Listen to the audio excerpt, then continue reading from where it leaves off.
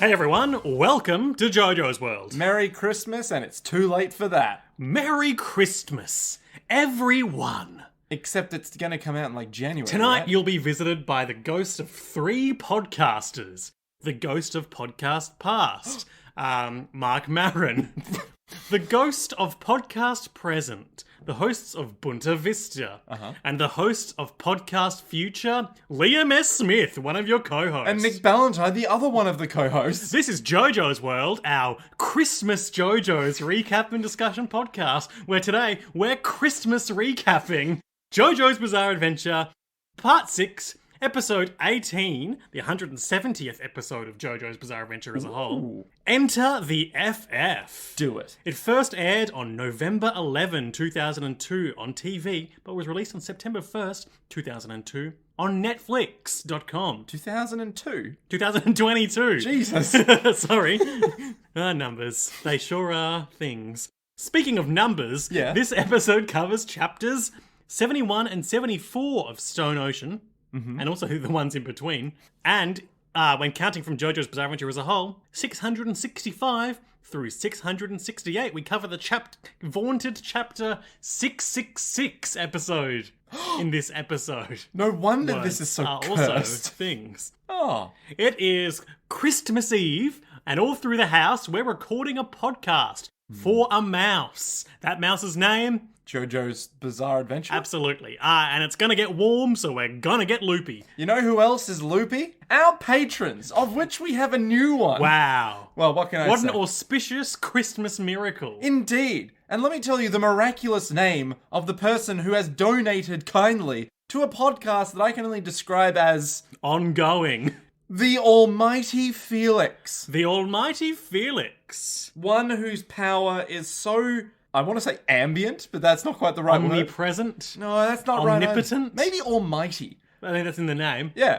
Is that where you got the word from? Maybe. Let me just crack out the old thesaurus here. Almighty, all-powerful. Omniscient. Nope. How is That's not the same thing. How is omniscient not the same as almighty? All-seeing, all-knowing. Oh, okay. What other things could the Almighty Felix be then? A lawyer. The Almighty Felix. He'll come at you with law, and then you won't even know what to do And anymore. that's the trait of someone who's pure evil, as the Pure Evil Wiki taught us. Extensive knowledge of the law. The Almighty Felix could, of course, be a vampire with complete mastery of human biology. Thanks, Dracula. Yep, that's what I'm talking about. But thank you, Almighty Felix, for your kind donation. Nick, Yes. before we get into our episode today, I want to share with you some details about the latest JoJo's Bizarre Adventure spin-off that I recently caught up on. Yeah, this isn't the one that I thought it was when you told me You the thought, name of it. as we were talking about pre-recording, you thought that I was talking about Dead Man's Questions, starring a ghost, that is Yoshikage Kira with amnesia. Yeah, but it's not that. No, there are no dead men with questions in this What's it called? so far. It is Crazy Diamond's Demonic Heartbreak. Is it about... Hang on, I can thread this needle. Sure. Is it... Spoilers for the releases to date, I'll say. Is it about our favourite boy, Koichi? Hasn't appeared in it, probably won't because of the setup. Because, of course, Koichi, JoJo's Bizarre Adventure Part 4 Diamond is Unbreakable famously begins the day that Koichi meets Josuke and Jotaro. Indeed. But he's not there. No, and this takes place in March of 1999, which is a month to a couple of months prior to the start of Diamond is Unbreakable. Oh. So Josuke's in it. He's got a stand. He's encountering stands, but it hasn't been named Crazy Diamond yet. And it's, I think you've got to take these sort of spin-offs on their own terms. But things are happening in this that it's baffling he wouldn't mention in the subsequent events that were, of course, written and released, 2 decades prior in our own time. Yeah. Other than maybe the author forgot that those things happened, and it's like... No, it hasn't happened. They hadn't... No, I mean, like, he would have been like, oh, back in the day, he's already written it out, and he wouldn't have linked anything into that. He would have just gone, I'm just going to make a spin-off. Araki would make a spin-off, and then go, something happened in that series. I don't remember what it is. I don't have to link anything up. I don't remember if Josuke knew about stands or exactly. not. I'll just look. I know. Well, of course, it's not actually written by Hirohiko Araki. It's What? original concept by Hirohiko Araki.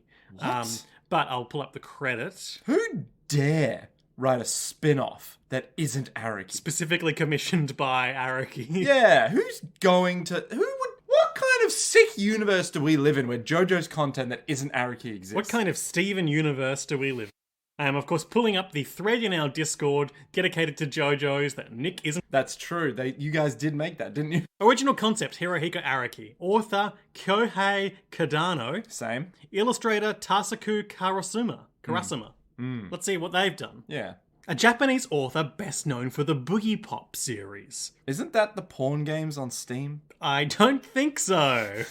A series of Japanese light novels, written by, of course, Kohei Kadano and illustrated by Koji Ogata, which is not the illustrator of this series. Presented in vignettes, each chapter presents the reader with only snapshots of what is happening, leaving them to find clues to understand the greater plot. That sounds like my kind of thing. Literally, is it one of those things that's like, now you take out one page and you have to reorder it to get all the clues? I am doing a book like that currently, and it's not really started. It's real detective work. What's the premise? So, Boogie Pop Phantom, I've heard of that. Okay, the synopsis begins thus. To face the enemies of the world, the Shinigami Boogie Pop automatically rises to the surface. What? In Boogie Pop's world, the Toa organization, a shadowy group seeking to control humanity, managed to capture an alien organism who had taken the form of a highly evolved human. By setting in the Toa organization was able to create synthetic humans, people who have artificially enhanced with special abilities. The mission of the organization and its agents is to find and kill MPLS. It's not defined in this paragraph, but I assume it's those people. Leaving vignettes. People who are more evolved... Oh, there we go. People who are more evolved than others and possess special abilities. Multi-person life stuff. Absolutely. Yep. It's very much about the characters, their relationships, their past, their memories, especially true for how their past molded them into the people they are today, which I would say is resonant with the events and characters depicted in this new JoJo Crazy Diamond's Demonic Heartbreak, with the exception of Josuke, who, of course, because of its prequel nature, cannot learn or grow. Right? Yeah, he's kind of stuck in... I'm half expecting it to end with some memory magic and him to forget these whole events, because it's baffling that... But surely it wouldn't end with some old guy being like, Josuke, you know too much. Yeah, you know, you never know. Maybe it'll just... There's been a lot of unexpected cameos. Maybe it'll end with, what's his fucking name? The villain of this story of JoJo's Bizarre Adventure? Father Pucci. Yeah, Father Maybe it'll just Pucci. end with him rocking up and memory disking Josuke. But then he'd be in a coma forever. No, because it could take specific memories, I'm sure. Oh, maybe. He wouldn't have to take someone's whole mind. Ooh. Not like whole horse. Yeah, we'll get to Whole Horse in a second, but let's see what the illustrator has worked on. I will say the writer, I'm reading it translated, obviously, but from that translation, at least, the writer seems to do a really good job of capturing the voice of, our principal characters, Whole Horse and Josuke. A 14-year-old kid, I'm assuming. And No, he's like 17, 18. sorry, a 17 to 18-year-old kid. And a cowboy who's probably about 30-something, 40-something now? Probably, yeah. Maybe even 50. I mean, because I feel like Josuke had a very specific voice in JoJo's. Yeah. He was like a well-meaning kid with he got kind of a hair trigger temper. Yeah. But like was generally a guy trying to be a good boy. Yeah. And Whole Horse, of course, Is just whole horse. you know, he's like he's quite idiosyncratic. He thinks he's great with women, and he thinks the women respecter is logged on. Wait. What do you mean he thinks he's great with women? Illustrator. Oh, he's an illustrator of hang on. Oh, this is the JoJo wiki. That's why it's describing his main credit as illustrating this spin-off. Oh, okay. But let's see what else he's actually worked on. Nothing I've heard of. No Guns Life, Amundsen, Dolls Folklore, Babel, Garappa, Shangri-La. Yeah, these aren't things I know. It's a pretty short bibliography, maybe a dozen things in there at most. Yes, everyone knows Radine.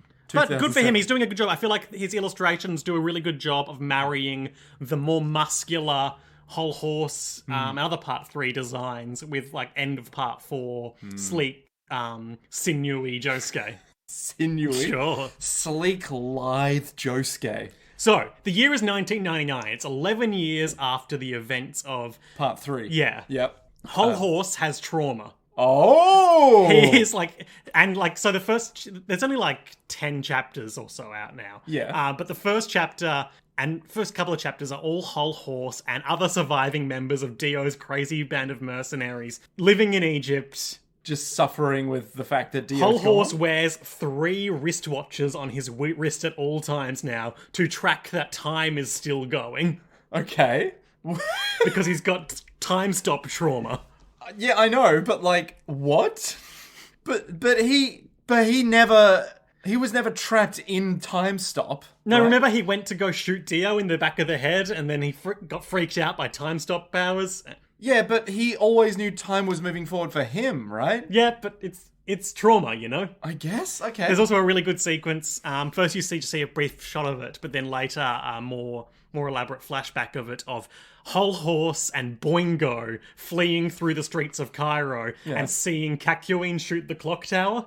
Ah, well. I like that. So, it turns out there's a lot of the whole series seems to be about like the shockwaves or ripples, if you will, that have come off the Stardust Crusade and various people and creatures who have been left behind from it. Because it turns out the person who trained the Psycho Bird pet shop also trained a parrot, and that parrot has now gone missing. I see. And the person who was looking after it asks Whole Horse to track it down. So after a brief discussion with Maria, the magnetism lady... Yep. Who is still alive. Yep, apparently. I mean, Whole Horse is still alive after shooting himself in the head 6 times, which Maria does needle him about. True. He takes Boingo and goes to Morio, where it's been sighted. Ah, I see. Meanwhile, in Morio... an 18-year-old young woman, the cousin of Noriaki Kakyoin... What? The cousin? Yeah, wants to figure out why her dear cousin is dead. Ooh. Trauma. Yeah, and she finds the Boingo manga on the ground. Oh, no. Because it told Boingo he had to leave it behind so she could find it. Yeah, okay, I'm with you. And she's following its clues because it's telling her how she will... How she'll find Kakyoin. Yeah, and there are things like, you get your first clue if you slap this high schooler and kick him in the butt real hard as Josuke. Ah, right, okay. So... and then, yeah, long story short, Josuke and Whole Horse end up teaming up to try and track down and fight this parrot, which has the power to recreate sounds from the past, and the people who hear those sounds reenact them. So the first thing we see of it is someone driving a car is forced to recreate the sound of when Dio made the senator drive on the sidewalk in an attempt to kill Whole Horse. Yeah, right. Okay, so now I'm beginning to understand why Josuke really should have known. Yeah. Like... Yeah. But I guess he probably doesn't know it's even related to anything to do with what happens in part 4. No, but they talk about stands. Yeah, I guess so. And he'd be like, stands? Yeah. Yeah.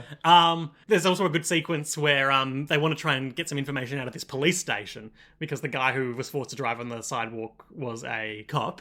Mm-hmm. And Josuke's like really hesitant and scared to go in there because, of course, his grandfather is a cop. Yep. Okay, alright. I can see this has legs. Yeah, it's fun. And it's just like, it goes into just the people who have been left behind. Kakyoin was caught by Dio and flesh-buttered because he went out looking for his cousin that night in Cairo because she'd gone out wandering. Yeah. And she saw the whole thing and then never saw him again. Ooh. Yeah. It's cool. Yeah. Would recommend it. Alright. Maybe I'll read it. Maybe I do not forbid you from reading this. Oh my god, I can actually engage in content. Holy shit. Nice. Anyway, but we're not here to talk any more about Crazy Diamond's Demonic Heartbreak. We're, of course, here to talk about Jojo's Bizarre Adventure. Part 6. Stone Ocean. Stone Free. Enter the Foo Fighters. Or Enter the FF, if you're watching it on Netflix like we are. The superior fan translation. I mean, I feel like FF is just kind of still a nickname. FF. That's all you need. Yeah, that's what I'm saying. No. FF. But before we talk about the Nick, I want you to shut up. Because I want to share with you some words of wisdom. From who? Hirohiko Araki. Tell me more. The author of JoJo's Bizarre Adventure and the creator of the original concept for Crazy Diamond's Demonic Heartbreak. For a brief second, I was going to be like, what the fuck else could he have possibly done that pales in comparison? The author's note for Volume 9 of Stone Ocean. Volume 9 of Stone... How many volumes? Oh, I guess they're like that big, aren't there's they? like 4, I don't know, 6 chapters each. Yeah, okay, alright. How to draw a manga without tiring yourself out? Oh, I need to know this. In a nutshell, I must say that if such a trick exists, I want to know it. Just the concept of, hey guys... I'm here with a hot tip. If anyone knows what that hot tip is, please Nick tell me. thought he could take a moment when I was reading this to take a nice sip of water and immediately almost spat it all over my bedroom. Look, anytime Araki comes up, he gives us wisdom. That's it. I should have known. If such a trick exists, I want to know it. It's necessary that I find a way not to tire myself out so much when I'm drawing from now on. In that respect, let me tell you here the experience I've lived. During a Seitai seance, might have to look that up. What, a Seitai seance? Seitai. Seitai. Seitai. Seance. Okay, sure. I had noticed that I've abnormally developed the posterior muscles of my right arm, meaning that by using my pencil on the pages day after day for hours, I've subconsciously trained the muscles of my right arm. The problem is that I've only trained those, which isn't good. Oh no. Wait, is that the end? That's it. Oh no. Is this why he came up with the concept for whatever the thing was called again? No. But his right arm, he can't write out a full light novel anymore. He has to. He's Manga. He does manga. Yeah, he does manga, so he can't write a light novel. His right arm won't allow it. His right arm can only do manga drawing Exactly. motions. Anytime he goes to pay for things, it has to be as if he's drawing someone in action, you know? Yeah. Like you pull out the wall with your highly left hand. illustrated checks. Yeah, it's like pull out the left And hand balances. and then draw on your $20 note and then pass it on. We open where we left off last time. A big hunk of metal sliced Foo Fighters' head in twain. And Foo Fighters was all like, oh, that's not good. Not good for me. That's not good. Not good for Jolene. And Jolene's all like, oh, fuck, that's not especially good. bad for Foo Fighters. And there's this whole thing where, Kenzo, the piss drinker, is like, haha, now I shall kill you, Jolene. But then Jolene's like, no, I'm not worried about Foo Fighters having her head sliced open. What? I'm worried about the fact that it's not bleeding very much. What? You see, she's consumed so much of that precious life-giving water the plankton needs. And now it's all coming out. But it's not. And at that moment, Kenzo realizes that she's still alive, and he hurriedly adjusts his positioning so that she doesn't fill him full of lead. Or plankton. Yep, or whatever it is she shoots. Doesn't quite get there in time. No, he does get some. He gets shot up his right arm a bunch of times. That's the same arm that Araki can't do anything Oh my with. god! It's all connected. All themes. It's all trauma. Araki was like, what would happen to me if I lost my precious right arm? Why I could only then do original concept by Hirohiko Araki. Could you imagine if Araki somehow lost the ability to draw? or write fully fledged out stories. He can't do that already. But like, if he lost his ability to draw, it would just be him being like, so I have this idea, right? Because I saw this weird thing on the ground. It looked like an S, but it was like made out of ants. So I got this idea about an Ant-Man who's an S. Yes, Mr. Araki, the Ant-Man. If I could draw it, you'd understand. Putting straitjacket on. Yeah, and he's like, but my right arm. Yes, Araki, of course, the right arm. Come on now. There's this one shot of Foo Fighters' internal monologue where it's like me logging onto Tumblr as she says, I'm starting to understand the orientation. That's the worst joke.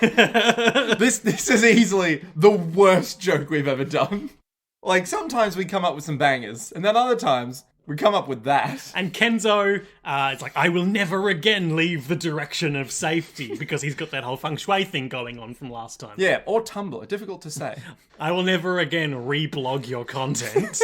You have to blog it again. It's like, no, I'll only retweet. Yeah, that's safe. The direction of safety is liking only. Ugh. I hate this. I hate this so much. And then Foo Fighters hatches her scheme that they'll work to fulfill for the rest of the episode, which is get water. Yep. Okay, step 1. Get water. Get water. Step 2. Use water to make a mirror. Okay. Step 3. Reflect the dragon in the mirror. Okay. So that Kenzo misreads the direction of safety. Okay. Step 4. Kill Kenzo. Ah, there it is. I was wondering how many steps it was going to take to kill the piss-drinking man.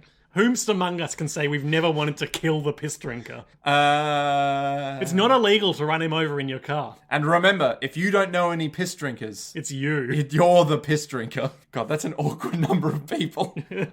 What? Just, Oh, I see. yeah, you get it. You would understand perfectly the idea of, like, if you don't know anyone in that group, you're it. Yeah. That trend... Wait, why are you saying I would understand that perfectly? Because, like, there was a trend maybe, like, 10 years ago where, like, half of the things that you saw online were, if you don't know anyone who does this, you're that Okay, person. I thought you were insinuating something about me and our social circle. No. I'm just saying, you, the piss drinker, should understand. So Foo Fighters wants to make a mirror out of water. But doesn't have enough water. Kenzo then stops the fight and starts talking about his backstory again. Has a bit of a breakdown. In the past, I had over 30,000 followers. But ever since I came to prison, everyone makes fun of me. Even a pedophile made fun of me. I mean, to be fair... It's like real escalation there, Kenzo. It's like a pedophile who kidnapped a kid didn't drink his own piss, though, did he? I mean, you know, let's Have just... a kid's piss. Well, you know, I mean, you know, that's... I don't know if that's better or worse, to be honest. I'm going to pull the ripcord on this riff. Yeah. I've suffered for 40 years. I had respect. But now that I've done assassination feng shui, I'll be respected again. Haha. Are you taking me seriously as a character yet? No. No. No. Never. No. The moment that you said, I drink my own piss. Like, yeah, we're really hung up on it, but it's hard not to. I mean, look, okay, imagine you're at, like, Woolworths, right? And it's that day where everyone's going through the self-serve and no one's going through, like, the cashier thing. Every day these days. Yeah. So you're like, you know what? I'm just going to go to that, like, cashier. I'm going to go 12 through... items or less. Exactly. You're going to go through that nice and fast. It'll be easy. You get there and they're like, hello, how you going? You're like, yeah, good. How are you? It's like, oh, yeah, drank my own piss today. Would you then immediately go, not the cashier, no, I will wait in line. No, I would set my face into the blank smile that I have honed over 5 years of working in arts philanthropy and go, That's unique. And I do the thing where behind my back, I like dig my nail into my other hand and just think like 5 more minutes, I can get out of here. You have like your stress ball that has spikes in it just to make you feel pain, but it's not this emotional pain, it's the physical pain. Yeah. Is this why you have so many holes in your hand? Oh, I don't like to think about that. What, holes in hands? Yeah, moving on. Yeah. Anyway. There's like a condition about like making holes in things, grosses me out. Isn't that a Junji Ito? Probably. Yeah. Kenzo comes in for his finishing blow on Foo Fighters. A big kick to their head wound. But doesn't quite go their way. No, they flip away towards a fire hose that Jolene points out. Sprint. He's so fast behind her. He looks so dignified while he's running. Like a wise old owl. I mean, yeah, but... Those eyebrows. He does... Those white guy dreadlocks. That tinted skin that reeks of slight yellow ingestion. I can't. It's impossible. At this point, Jolene turns to Anasui and is like, hey, why aren't you helping? And Anasui's like, why would I help? My deal with Foo Fighters was to protect you. In fact, Foo Fighters said not to help them. Sounds like a guy who doesn't want to help would say. Hey, do you want to, like, go do... No, they want to solo Kenzo. They want to die. Hey, do you want to, fight Darth Vader? No. My whole Obi-Wan wants to do that by himself. Yeah, Qui-Gon told me specifically not to help him in the fight. Yeah, he told me to watch Darth Maul stab him through. Yeah, look, he wanted Qui-Gon to do was like, I've always wanted to fight a guy with twice as many swords as me. You stay back. I know what I'm doing. It's like, but what if he kills you? Don't. I'll be fine. Dies. And he was. Qui-Gon? Yeah.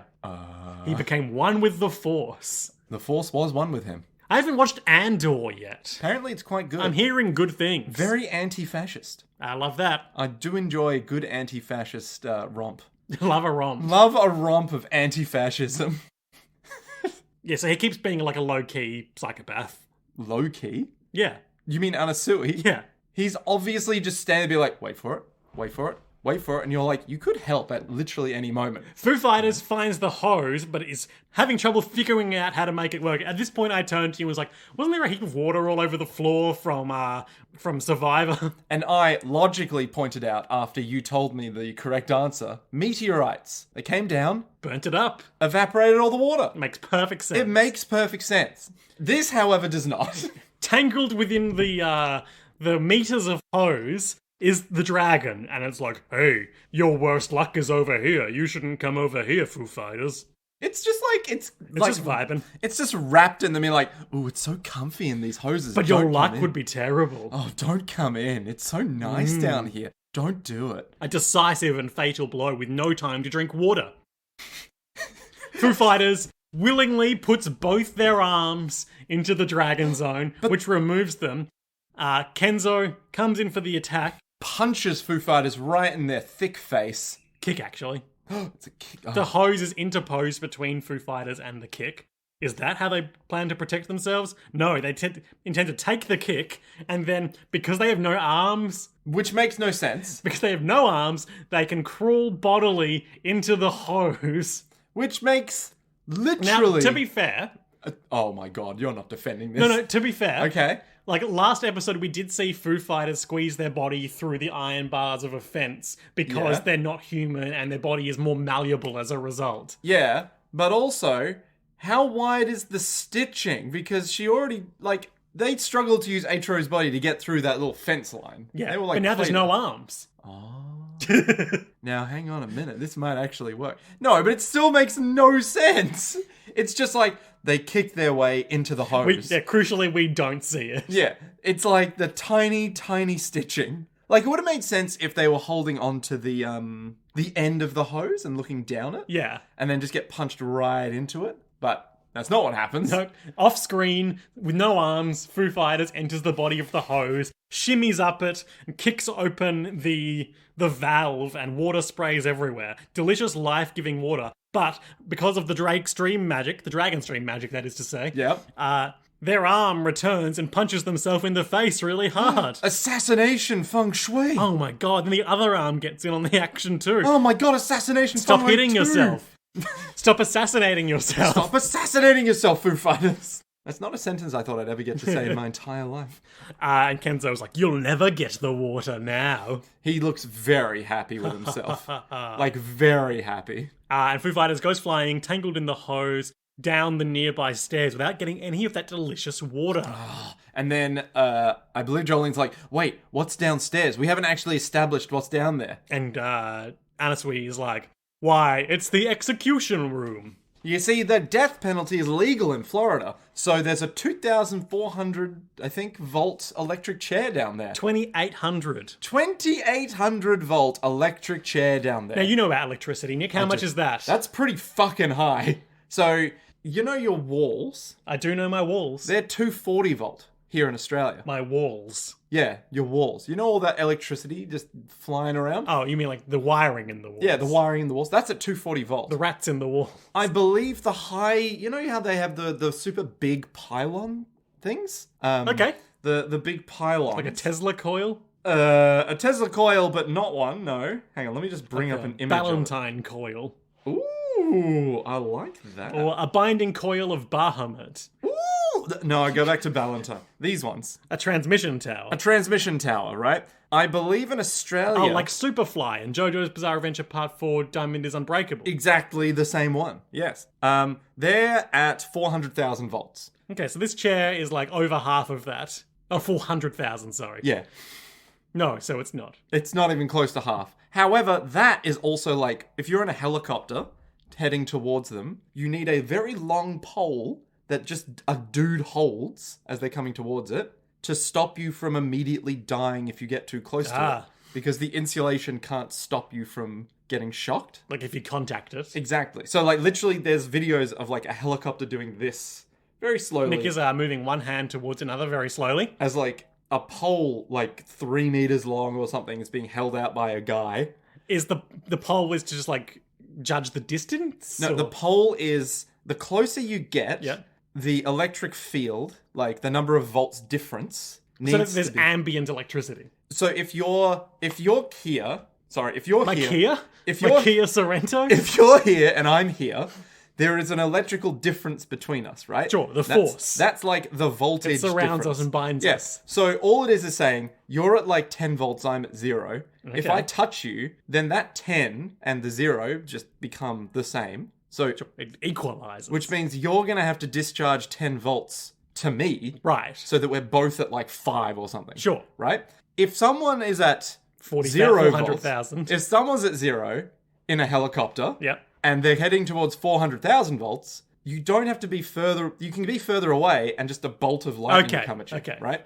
So, Sounds like a lightning rod? It's like when you do this on the ground. Nick is rubbing his feet on the ground to do static electricity. And then you do that. It's probably bad audio. Yeah, and then you do that. Yep. It's to avoid that. By do that, he is poking me on the shoulder. This is, of course, an audio medium, Nick. Yeah. So you can't just keep saying, do this and do that. When you rub your feet on the ground and then you shock someone in, like, primary school, in the classic prank where you just go, hey, rub your feet on the ground. Touch my finger. Do it. Touch my finger. Pull my finger. And they're like, and stupidly, because you're in primary school, you're like, what's the worst that can happen? I'll feel your finger. And then you get close enough. Unlimited power. You feel it. You're like, my God, how did you do that? It's like, I'm a god now. You obey me. And you're like, no. So what does the rod do? The rod, as you slowly move towards someone, It slowly equalizes. Okay. So if you were to really slowly walk up to someone who'd rub their feet on the ground, Yep. you wouldn't get shocked. Why are we talking about this? Because 2,800 volts The chair, right. is a lot of volts. Yeah. It's like, if you're sitting If you there, approached it unwittingly, you might get struck by lightning. imagine that static electricity that you get, yeah? Like the very same static electricity that Survivor infects you with. Yes. Imagine that, but it'll kill you. Okay. And it happens Wait, all are you once. just telling me what an electric chair is? Is that what we're doing here? My work here is done. I feel like it's kind of in the name.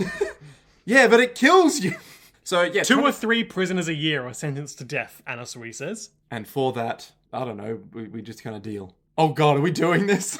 Prior to 1923, executions in Florida were carried out by the county rather than the state. Oh. Florida changed execution methods from hanging to electrocution when it placed executions under state control. Huh. I wonder why. There have been some notable exonerations. Haven't there been times where it's like, you get the death penalty, they turn the chair on, the dude survives, and they go, I guess you're free to go.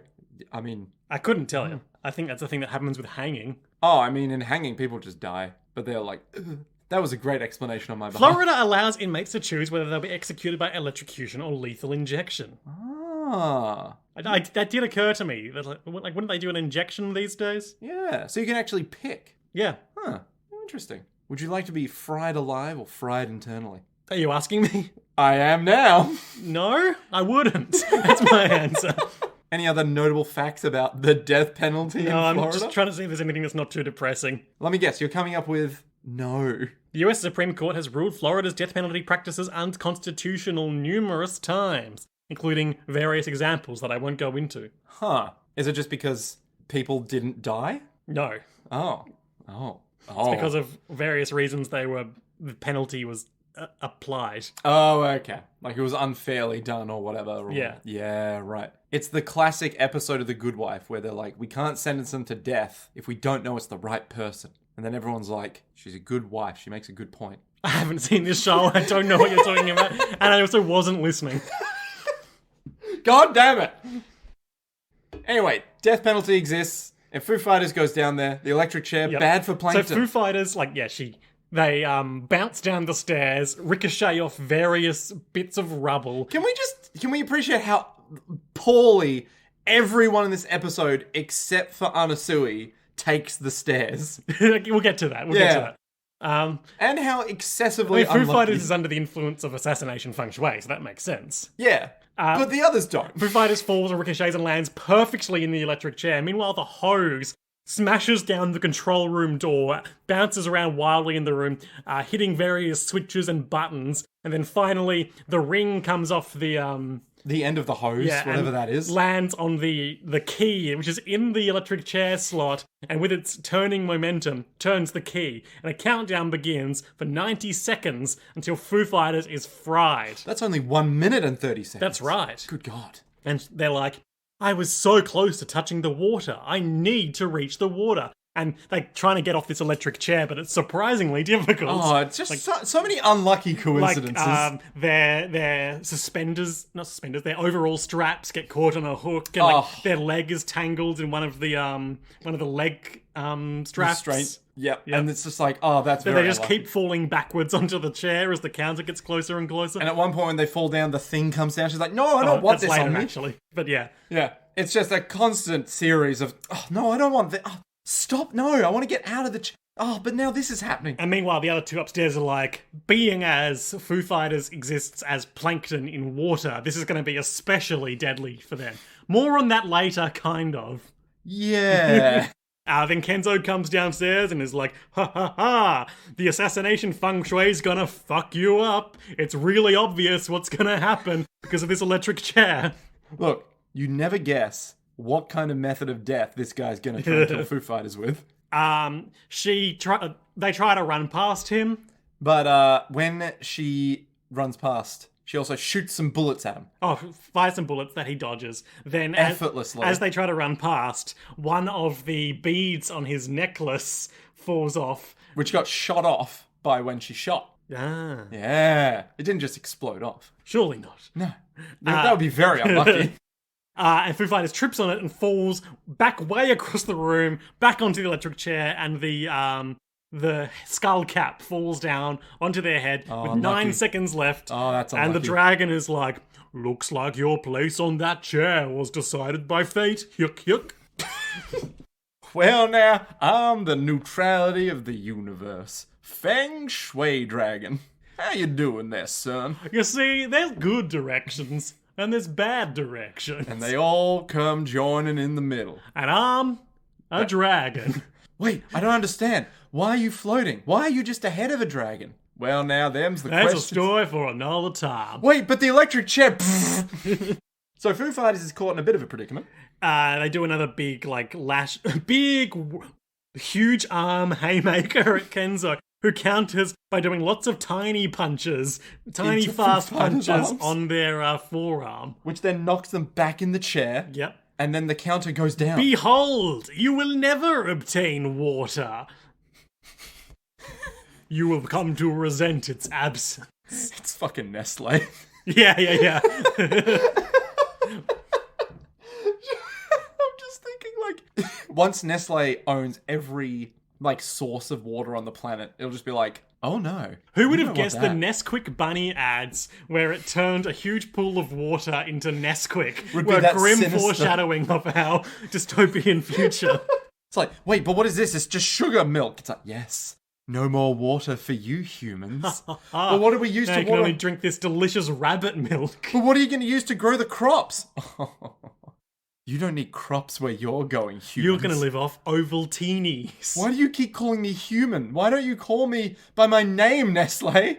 Well, that's the first step of true fascism. Just dehumanization. Yep. Foo Fighters is electrocuted by the electric chair. And it's not pretty. It's not good. Pretty. Their eyes are exploding, blood from the face, They're gyrating uncontrollably. burning welts appearing on the arms. And Kenzo was sitting there like, haha, yes, assassination feng shui, 40 years, it's perfect. Ha ha ha ha ha ha. With this, I'll go down in history as a Buddha equal to Shakyamuni. Who the hell is Shakyamuni? Shakyamuni? Shakyamuni? Shakyamuni. Muni. Shakyamuni? Never heard of her. Yeah, that's disrespectful. This is from khanacademy.org. Free learning. Direct to your cranium. It's actually not, because it's not loading. This is from Wikipedia.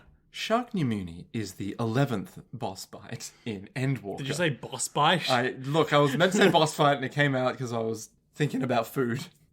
I hope. Shakyamuni Buddha is the founder of the Buddhist religion. He lived and taught in India in the 6th century BCE, a time of burgeoning religious and philosophical thought from Greece to China. Wow. Born as the crown prince of the great Shakya kingdom, the young Siddhartha Gautama, excuse my pronunciation, I'm sure, was groomed to be a king in accordance with the wishes of his royal father. However, when he was 29 years old, he learned of the deep suffering experienced in life by people. He left his palace life, gave up his fine garments and jewellery, in order to find the causes of suffering and the means to overcome it. This does sound a lot like a villain from Final Fantasy. After about six years of study, self-deprivation, and deep meditation, he finally realised his goal. He had become an enlightened one, a Buddha. After this, he is said to have walked to a deer park in Sarnath, on the outskirts of Varanasi in India. Here he gave his first sermon, an event which is called the turning of the wheel of Buddhist law. The wheel, as a metaphor for Buddha's teaching, will become a prevalent symbol in Buddhist art. Huh. So it's the founder of Buddhism. Yeah. who went away, found enlightenment, and then just came back. And by killing someone in an electric chair with magic, Kenzo thinks he will become even greater than them. No, he'll become as renowned as them. Yes, in New Buddhism, we only drink our piss and we kill people as much as we can. But why? Gotta kill something. Look, the wheel was a great metaphor, but the harpoon is where it's at. The dragon. See, the harpoon is a metaphor for the dick upon which the piss extracted from Anyway, it. at this point, the dragon is like, you know I'm supposed to stay neutral, but I really don't like you that much. He's like, Foo Fighters finally got the water they were after because you're an old gross man and you sweat. And when you sweat, that's liquid, baby. And you just kicked Foo Fighters and they got that delicious water. It just came off you. When you kicked her, it just boom, and it just went off. At this point, the sort of image of the dragon kind of clarifies a bit and we realize we are looking at the water mirror Foo Fighters planned to create. And so this whole time, when you thought you were looking at the direction of safety, it wasn't the direction of safety It was at just all. one of those ordinary directions. One of the millions of other directions that are just useless to you. At this point, Foo Fighters reaches out and grabs Kenzo, Yep. thereby allowing the electrical Electricity. current to equalize him. Oh, I see what you've done there. Learning. Yep, look, I'll let it pass. Me yeah. watching the movie The Equalizer when the guy starts his watch to beat up a bunch of people on the bus, like, this is where he equalizes. Is that the one? No, I'm thinking of Crank, where he gets his heart replaced. Oh, yeah. But if it goes too low, like his heart rate goes too low, he speed, dies. but with hearts. Yeah, exactly. Yeah. No, that's not that. Okay, yeah, that's Crank. Yeah. And Crank too. The equalizer is the guy who touches people and the electrical current. Equalizer. Yeah. Well, actually, it's the electric potential, but that's fine. Okay. Anyway, the current goes through him because now it has to go somewhere, so it's going to go through the and ground. this is my beef, right? Right? Because they specifically said, like, Foo Fighters is especially vulnerable to water. But then now they're speculating, like, as an old man, maybe he's even more vulnerable to electricity. Well, no, I think it's because an old man in an electric chair probably worse off than a young man in an electric chair. Yeah, but Foo Fighters isn't a young man. Foo Fighters is plankton in water. Yeah, so just grab onto the old man, bam, electricity. But, so the problem isn't as bad as it could be because the supposition isn't that Foo Fighters does this and then Kenzo dies and Foo Fighters survives. It is assumed for a moment that they both die, when in fact neither of them do. Yeah, that's fine. I can see how that would work out. Not such a death penalty after all. No, but see, I reckon what might be bloody happening here is that when she bloody grabs his arm, right? When she bloody grabs his arm, his capacitance is such that Hang when on. it comes through the Say that word again. Capacitance. You know, like a capacitor? Capacitance? Yeah, capacitance. A-N-T-S That's a thing, or yeah. E-N-C-E? A-N-C-S. Okay. Capacitance. It's a thing. I studied it. I don't remember anything, but I studied it. It's like the ability to hold a certain amount of charge. Okay. So like a battery. Capacity. Yeah. It's the capacity. Yeah. But it's not capacity. It's capacitance. I promise it's a different thing. I'm sure the electrical engineers in the audience are either loving or hating this. Yeah, I'm sure there's someone listening to this being like, that's not how it works. Patronage gone. The only chance at defeating assassination feng shui is a draw. Makes sense. That does make, because it's all neutral. Foo Fighters looks fucking awesome, just like glaring daggers at Kenzo as blood streams out of their eyes. Just As they're all I'm electrified. gonna take you with me, you motherfucker. Listen, if I die, you die with me. As she just Their eyes are glowing with Bleeding. electricity. Oh, it's so good. I wish I could be that cool. Well, I've got this particular chair that might help you. Ooh.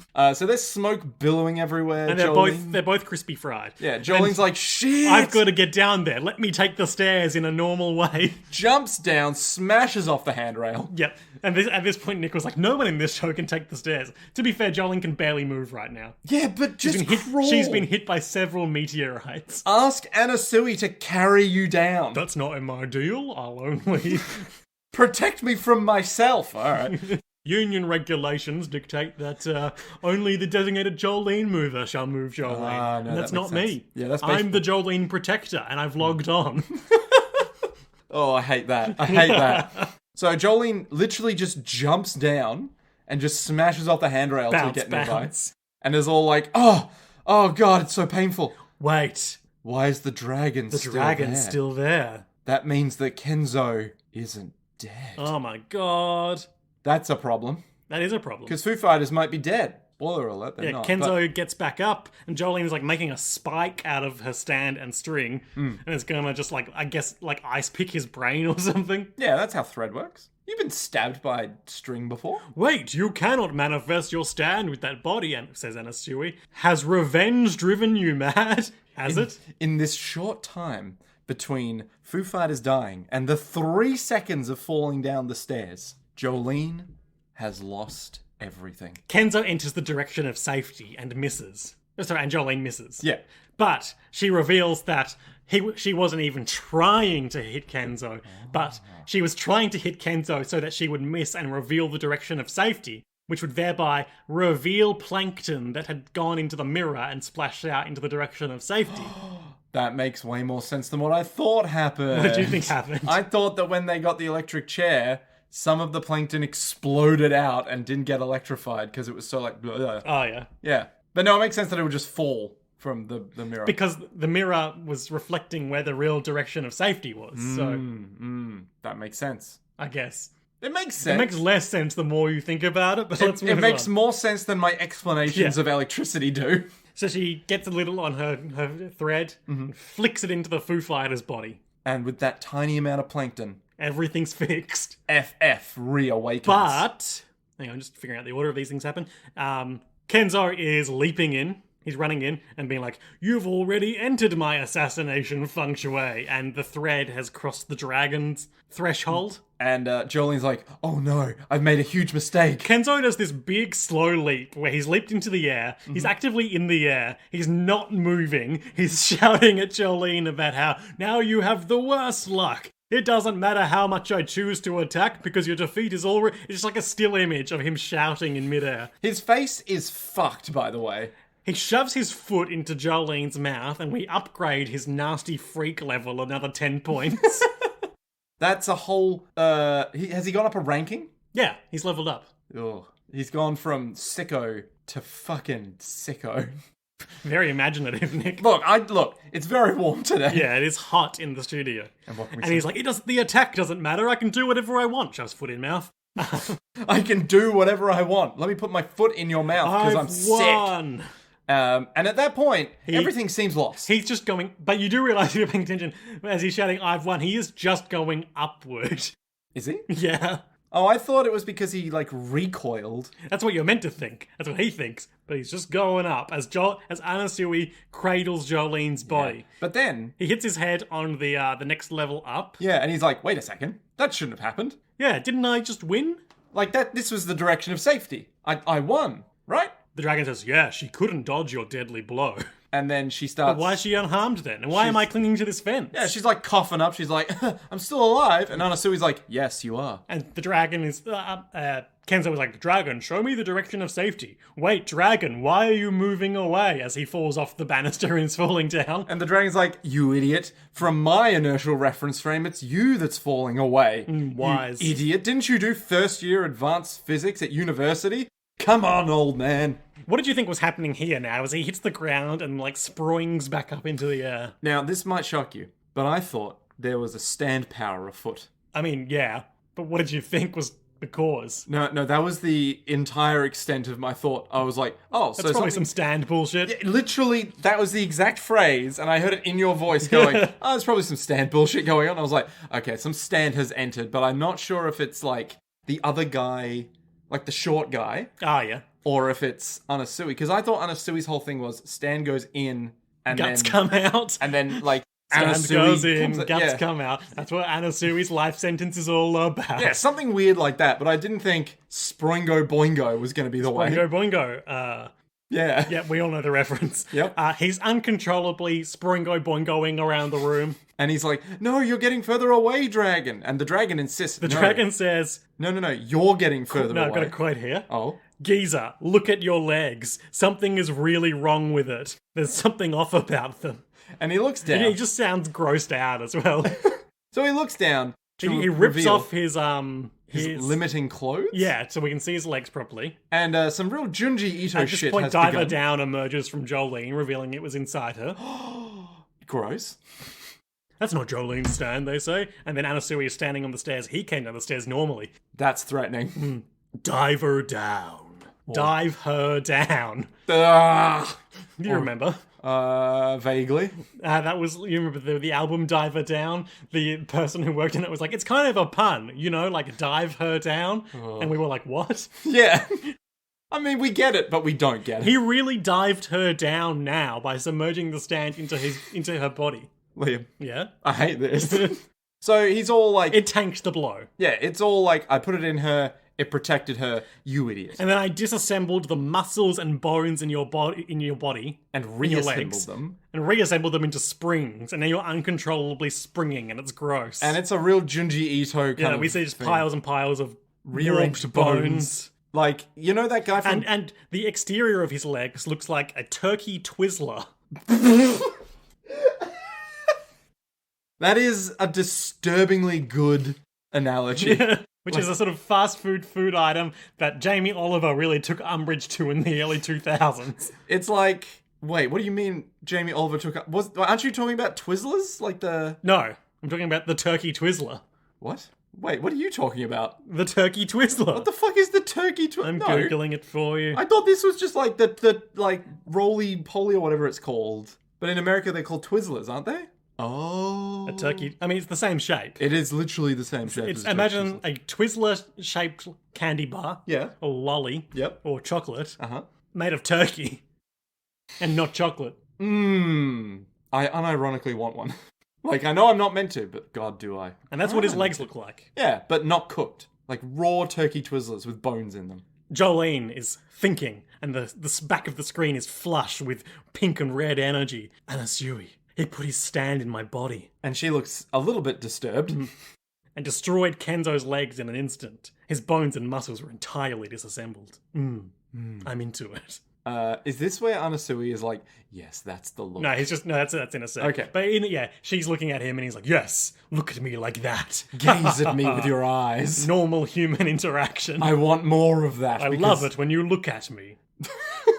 That sounds like an actual normal human interaction, though. Kenzo, it becomes increasingly spring-like and like goblin-y. Yeah, more deformed, more long-limbed and twizzled. He's trying to get to Jolene or Anasui or something. I should say that immediately before Anasui is like, look at me, yes, like that. What Jolene is looking at him and thinking is, who is this man? Is he really an ally? Or is he just some fucked up dude who's here to kill me as well? And then he immediately goes, that's it. And then Kenzo lands in a nearby bucket. And he's all like, ah. Yeah. And the dragon's like, bro, you fucked. You straight fucked. The direction of safety is northeast, and your lucky color is cerulean blue. But I think you're done for. Bye. And he's all like, The dragon just like flew away. Yep. So he's stuck in a bin. You sure aged a ton in a fight that lasted a few minutes. And he looks... It looks like you fed him after midnight. He does look a lot like a gremlin, but like a skin gremlin. And the bin rolls around. And he's declared beyond recovery by a title card. The guards will find him in a few years and ask, what the fuck is this mess? is this what happens when... Well, just pour it out onto the chair. Is this what happens when you drink your own piss for that long? Meanwhile, the little freak with the bone is watching from above. We've never really gotten a good look at him, but just in the corner of this screenshot here, he does look a bit like adult... Krillin? What?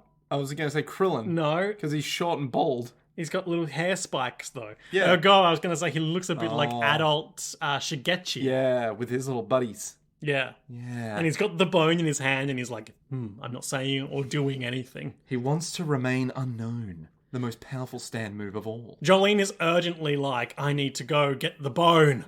The bone. And Foo Fighters is all like, hang on, you just wait a second. You got a lot of open wounds. Yeah, let me do that. But hurry, because I need to get my father's disc. And then we see Jotaro in the Speedwagon Foundation medical building. He's got a lot of plugs in him. He's got a big plug on his torso. Oh, wow, you are not wrong. That looks like a vacuum tube. It's probably like for his poops. I wish you hadn't said that. And there's a couple of astronauts watching him. Yeah, this looks like They look like they're cosplaying as the Sardaukar from Dune. Couldn't tell you. I was going to say the cloners from Attack of the Clones. Oh yes, the Kaminoans. The Kaminoans or He's the got Kaminos. 2 picture frames on his. They're blank. Yep, but we know from recognizing the frame that one of them is a picture of Jolene and her mother. Oh, is it? We recognize the frame from earlier because we've got an encyclopedic knowledge of picture frames in JoJo. Okay, all right. Is the other one Holly? There's just no way to know. It's Koichi. In their most dire time. Here, a photo of your daughter and your most loved one, Koichi. Ah, Koichi. Even though I have no mind, I still remember you. He said something. What did he say? Because the heart cannot forget. Wait, what's he saying? Koichi. He keeps saying Koichi. What do you think it means? Mindless Star Platinum is just scrolling Koichi on the walls. Just pointing in the direction that Koichi currently is. And like, what could he be pointing at? Koichi, all the way in Europe on a holiday, is like, he needs me. And that's the end of the episode. Nice. What a weird fucking episode. What a weird double episode fight. God, what a strange... Like, it was already pretty weird, but then it kind of escalated to a new level when it was like, yeah, dive her down. Spring Man. Yeah. It's like, what? How does that work? But, yeah, just weird. One thing I like about this fight is how, like, Dragon's Dream, like, it's like with the direction of safety and the assassination direction stuff, like it adds an element to the fight, but it's more of the focus seems to be just like on Kenzo being this like weird freak. Yeah. Like the putting his hand in people's mouths to stimulate their kidneys and stuff. He knows what gets people, you know? All that dragon is doing is letting him get them faster. Yeah. So like, him just being like, I get Feng Shui. This is going to be easy. And I can attack and defend at the same time because of Tai Chi. So really, he's the ultimate master of martial arts. The problem is he's an old man who drinks his own piss, and he's a freak. Yep. So... a nasty freak. There was an easy way to defeat him, and it was just to let him win. Yeah, he really got everything he wanted. Spring legs, electrocuted. What else? He got into a bin. Everyone loves a bucket to be in a even. bin. And you know what could be in that bucket? And we don't need to say it. I was going to say Jolene. Oh. Oh. Yeah. Nick, what were our highlights and lowlights of this episode? My highlight is, without a doubt, actually Foo Fighter and Kenzo being electrified by the electric chair. And like the whole countdown sequence. Yeah, like... because it's like, it's not even just... Because I think I turned to you and went, oh, so Foo Fighters is actually going to be fucking dead. It certainly seemed like it. But then it's like, it makes sense that it's a draw if they both die. And I was like... And Foo Fighters only needs a few plankton to survive to reconstitute. Yep. And so it was just like, oh, damn. That's good. That's actually genuinely smart. Yeah. I like that. So, yeah. That's my highlight. Mm-hmm. For my highlight, I would be a fool if I didn't pick again another instance of Jolene's reckless disregard for her own body in achieving her goals. Gotta get down these stairs. I can fall. The falling is the easy part. It's the landing that's hard. Why didn't she just be like, Anasui, run me down the stairs? No time. Or just crawl down the stairs? There's no time. Why couldn't she just use the thread to create like a bouncy trampoline at the bottom? She couldn't really thread at the time. Anasui even said, using the thread in that condition? That's true. Her body would fall apart. Yeah. Which it did. Mm-hmm. She can't move now. Lowlights. I feel like, even though it makes logical sense with what we know about the nature of Foo Fighters, the resolution of the getting her head cut open is a bit of an anticlimax. Yeah. Also, my low light would just be the resolution of the electric chair bit. Oh, you're not going to say the hose? No, because the hose I should know better. You know, it's like the hose is like, it's a minor detail where you're either bitten into the hose or they just go, okay, grab the bit at the end. And it's the same deal. It's just you would have gotten punched in there.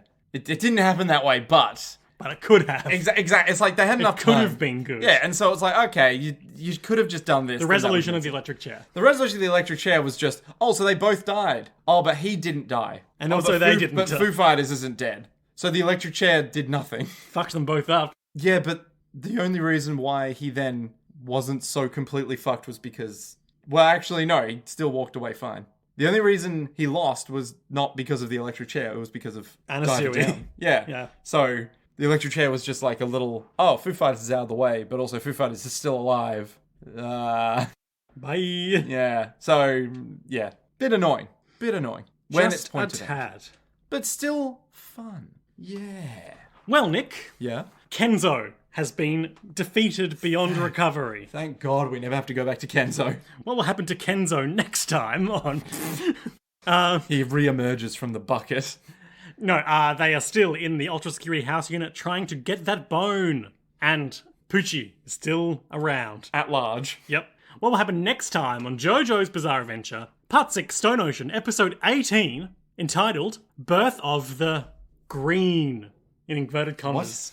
What do you mean? Birth of the Green. Is it the green or Yeah. the green? You did the same thing. No. Is it the green or is it the green? Nick is using his fingers to move the inverted commas either around the word the or just the word green. Yeah. Just the word green. What? Birth of the Green. The fuck does that mean? What? Birth of the Green. Okay. You ever play golf, Nick? Do you like golf? No. Is it, birth of the what the fuck? Birth. Hang on. What color is The bone. no? Not the bone. The guy holding the bone. What color is his shirt? It was like a blue, I think. Or was it green? It wasn't. Damn it, I was hoping that would be it. Dragon's Dream was green. Dragon's Dream was green, but I don't think it's going to be to do with Foo Dragon's Fighters' hair is green. Dream. Foo Fighters' hair is no. Atro's hair is green. It's Foo Fighters now, baby. Jolene's outfit right now. And her hair is kind of a blonde green. That's true. It's a good look. Anasui is most certainly not green. Pink, which Yeah. famously pairs well with green. Ooh. Depends on the shade. So I want to say that the green. What if it's like another arena battle where like this dude is hiding away till the last minute so that then he can turn the whole place into his arena and then it becomes the green. Like, you are in the green now. Yeah, exactly. And it's like, why is everything so weird? It's like, you're in the green, but it's like a Dreamscape. Yeah, kind of like a dream. It's like Hirohiko Araki did say that he wanted to do a lot of like reality and illusion stands in this part. So what's the one from part 3 with the sun? The sun. This tracks. It's like the sun, where it's like you're constantly fighting against the sun, and it's just a guy. Just like in real life. Yeah. Australian summer, baby. Oh god. But it's just a dude with a mirror, so you never see him. Yeah, it's like The that, green. but in a maximum security prison. So like he's gonna turn this whole place into like a meadow or something, but it's gonna be filled with like illusions. But Speaking of which, in Crazy Diamond's Demonic Heartbreak Chapter 1, yeah. Kenny G is still alive and doesn't like Whole Horse very much. Who the fuck was Kenny G? That was the stand user who made the maze of Dio's mansion with his stand tenor sax. He was a very minor part. Didn't really... Oh, okay. Jotaro punched through a wall and defeated him on the other side of that wall off screen. Oh, okay. He doesn't like Whole Horse very much. I'm not On surprised. account of his personality, I assume. Just trying to think. Okay, so this is going to sound insane, but my guess of what's going to come up is it's going to be Jumanji in a prison. Hell yeah. That's my guess. Good guess. Yeah. I'm happy with that guess. And Jolene will be like, I don't have the bone, I need to find the bone. And out of our 4/5 protagonists so far, I suppose there's only 3 active in this sequence. Yep. Who's going to take the lead in The Green? I reckon Anasui's going to take the lead. Yeah. Hasn't really had a full turn yet. Yeah, he's kind of the only one who we haven't explored, and also is the only one who can really walk that well True. right now. Jolene will get patched up momentarily. Yeah, but I don't think Jolene's going to be doing much for a while. Like, she's pretty fucked up. So, I reckon it'll be Anasui being like, you both stay here. I'm going to go look for the cheetah. The cheetah? Yeah, the cheetah in the forest, in the green. Okay. In the green. Because he wants to see an animal. Oh, and then disassemble it. Ah. Yeah. He wants to disassemble the green. The Green. Yeah. And Something like what's that. going to happen with the bone and all that? Oh, fuck the bone. So the little fucking goblin boy will... Big Shigechi. Yeah, Big Shigechi Shigechi. will be running around hiding. And You'll Anasui never will- find me in the green. Yeah, and then Anasui will find him in the green. Oh no! And then he'll give up really easily. Here, take the bone. And then once he does that, Anasui will be like, huh, pretty funny. And then just disassemble him. Okay. Probably reinforcing that he's not a good guy. He's edgy. Yeah. He's like an anti-hero. And what will happen with the bone? I still do not understand what attaining heaven It's is. Dio's bone. I know, but like what? Like could attaining heaven just mean like he gets even more Get, powerful? like, stand plus. Yeah, it's like the arrow again, but in a different way. which makes no sense. There's just no way to know. I don't get it. Like, maybe his bone is attaining heaven is I just take on the body of whoever has the bone. Oh, like Dio possesses you? Yeah, something like that. So it's like maybe Poochie was going to be the new vessel of Dio. Sure, that's a believable turn. But like, I don't know. Well, we'll find out next time on JoJo's Bizarre Adventure, Part 6, Stone Ocean, and JoJo's World. I am moving house in the next couple of weeks. We are planning to pre-record an episode or two, so I don't think there'll be much disruption, but there may be some, as we get settled in the new studio, depending on how long my internet takes to get hooked up, etc. But I think we've minimized it as best we can. Fingers somewhat crossed. Or they'll be disassembled by Anasui. Yeah, your neighbor Anasui just comes in one day and is like, you boys talking about JoJo? Your boys talking about fingies? Guess what? I'm a fingy connoisseur. Disassembling I them, that eat is. fingers once a day, every day. Oh no, it's that finger therapy. And until that finger therapy, to be continued.